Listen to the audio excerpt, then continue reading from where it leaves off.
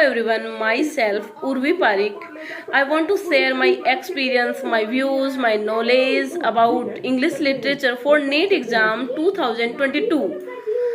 Okay, आज मैं इस चैनल के थ्रू आप लोगों से मेरा कुछ नॉलेज शेयर करूंगी जिससे इंग्लिश लिटरेचर सब्जेक्ट आपके लिए और मेरे लिए दोनों के लिए बहुत हेल्पफुल होने वाली है।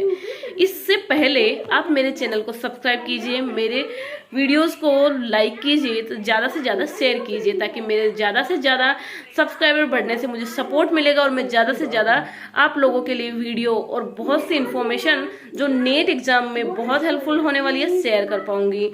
अभी फर्स्ट मेरा टॉपिक है, मैं हिंदी में टॉपिक बताऊंगी, इंग्लिश में नहीं बताऊंगी। इंग्लिश में बताने के लिए इंटरनेट बहुत है, बिकॉज इंग्लिश टू इंग्लिश पढ़ के बहुत हो गया। इंग्लिश टू इंग्लिश पढ़ के नेट एग्जाम किसी का फाइट हो पाता है, किसी का नहीं हो पाता। और बहुत से लोग ऐसे हैं जो ये सोचते हैं कि हमें हिंदी में मिल जाता तो शायद हम अच्छे से पढ़ पाते, अच्छे से समझ पाते और शायद हम नेट अचीव कर पाते।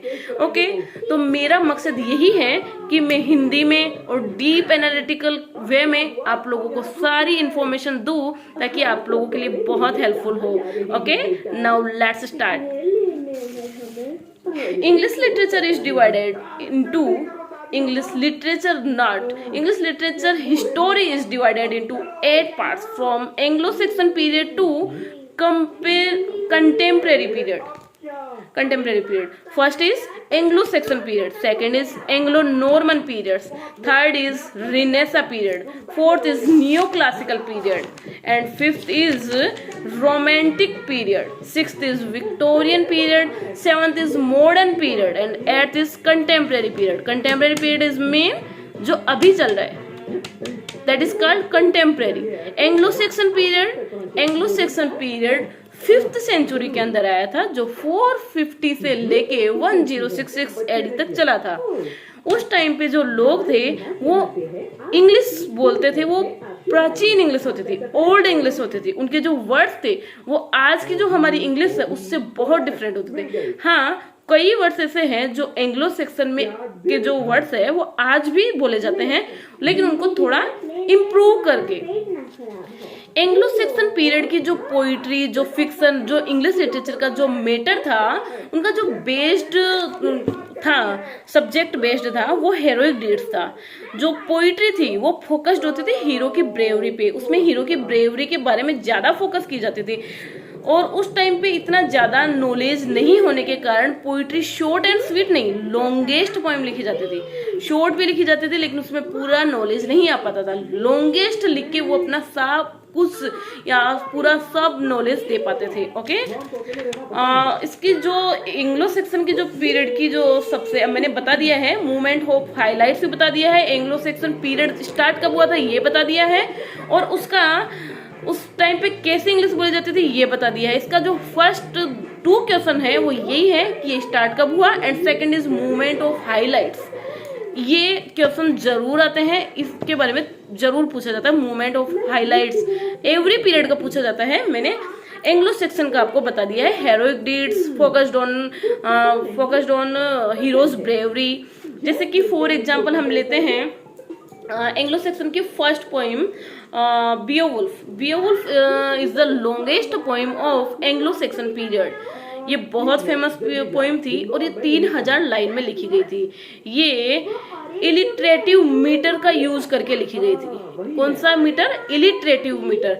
मैं आप लोग को लिटरेरी ये जो है लिटरेरी टर्म्स मैं इनका भी आपको बताऊंगी, लेकिन धीरे धीरे। सबसे पहले मेरे फर्स्ट वीडियो के थ्रू तो मैं यही आपको समझाना चाहती हूँ कि मेरा जो स्टडी मैटर है वो इजी है, hard to easy. Easy to hard नहीं है, easy to hard to easy है। इसलिए मेरा मेन मकसद आपको यही बताना है कि जो मेरा है मकसद है इस चैनल के थ्रू आप तक नॉलेज पहुंचाना है, but to hard to easy, not easy to hard. Okay, तो अपन थोड़ा सा अभी बियोवुल्फ के बारे में जान लेते हैं। बियोवुल्फ पोइम है वो बियोवुल्फ के ऊपर ही बेस्ड है। ये हीरो था, उस पोइट्री का हीरो था। इसका ये लिखा किसके द्वारा गया है ये अभी तक पता नहीं चला है, लेकिन ऐसे माना जाता है ये स्कॉप्स के द्वारा लिखा गया था। स्कॉप्स वो लोग होते थे जो इंग्लिश लिटरेचर में ग्रुप बना करके लिखते थे। ओके, और ये मोस्टली नॉर्दर्न यूरोप में स्टार्ट हुई थी, जैसे स्वीडन, डेनमार्क, उस जगह पे शायद ये लिखना स्टार्ट की गई थी। इस पोइम का जो मेन हीरो था वो बियोवुल्फ था, लेकिन बियोवुल्फ से ये पोइम स्टार्ट नहीं होती, ये होती है किंग से। जो एक किंग था होर्टगर किंग था, वो पहले इतना माली आदमी नहीं था, लेकिन वो अपने बल के थ्रू अपना जायदाद, अपना हिम्मत, अपना ताकत इतना बढ़ा लेता है कि वो एक राजा बन जाता है। राजा बनके वो एक मीड हाउस खोलता है, मीड हॉल, जिसे मधुशाला बोला जाता है, जहाँ पे लोग आके पीते हैं, खाते हैं, नाच गान करते हैं, ऐसा वो बनाता है। लेकिन वहां पे ही एक उसी शासन में, उसी किंगडम में एक मॉन्स्टर रहता है, ग्रैंड्रेल। वो ग्रैंड्रेल क्या होता है, उसको जब पता लगता है कि मीड होल बनाया गया है, वो मीड होल में आके कई लोगों को खा जाता है। खाने से वो जो राजा रहता है होर्टगर, उसको बहुत टेंशन हो जाती है कि ऐसे तो मेरा शासन एक दिन खत्म हो जाएगा। इसलिए एक दिन यकायक बियोवुल्फ को जब ये पता लगती है कि ग्रैंड्रेल आके किंगडम के लोगों को खा रहा है, तो वो 15 कंपेनियन को ले जाके उस ग्रैंड्रेल को मार देता है और उसके आर्म्स को तोड़ देता है। आर्म्स मीन्स भुजा को तोड़ के उसको अपनी विक्ट्री के रूप में अपने किंगडम में ले जाके उसको लगा देता है, जिससे होर्टगर भी बहुत खुश हो जाता है कि बियोवुल्फ उसके लिए बहुत काम का आदमी है। फिर ग्रैंड्रेल से मुक्ति मिलती ही उसके साथ ही जब उसकी माँ को पता लगा, ग्रैंड्रेल मॉन्स्टर था, उसकी माँ को पता लगता है, तो वो आती है और वो एक वॉरियर को खा जाती है और उसका जो बॉडी है वो अपने जहाँ पे वो रहती है, बॉटम ऑफ लेक में रहती है, वो वहां पे वो ले जाती है। बियोवुल्फ को जब ये पता लगता है तो वो अब फिर से अपने साथ कंपेनियंस लेके जाता है और देखता है कि उस वॉरियर का जो बॉडी है वही है। तो वो उसकी माँ को मार के और उसका सिर तोड़ के उसको सिर को होर्टगर के पास ले जाता है। होर्टगर ये देख के बहुत खुश हो जाता है और सोचता है ये मेरा ही बेटा है।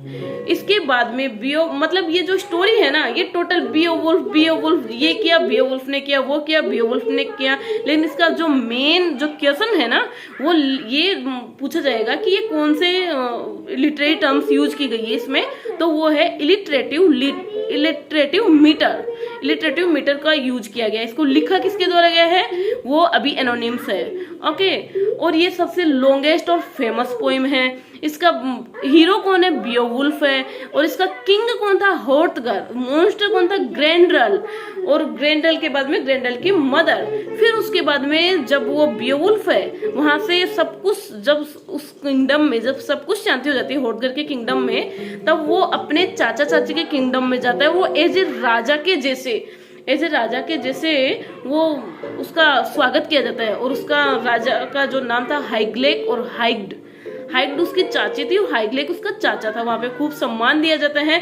फिर उसके बाद में वो अच्छा जीवन व्यापन करते करते करते बूढ़ा हो जाता है। बूढ़ा होने के बाद में एक ड्रैगन आता है। ड्रैगन उसमें एक ड्रैगन का भी स्टोरी है कि ड्रैगन आता है, फिर उस टाइम पे बूढ़ा हो जाता है, तो वो ड्रैगन आग लगा देता है उस मीड हाउस में। तो वो ड्रैगन फिर भी वो बियोवुल्फ अपनी वो पूरी ताकत लगा के उस ड्रैगन को मारता भी है, लेकिन वो खुद भी मर जाता है। फिर लास्ट में वो अपने विश करता है कि जो उसका फंडल है वो बहुत अच्छे से हो।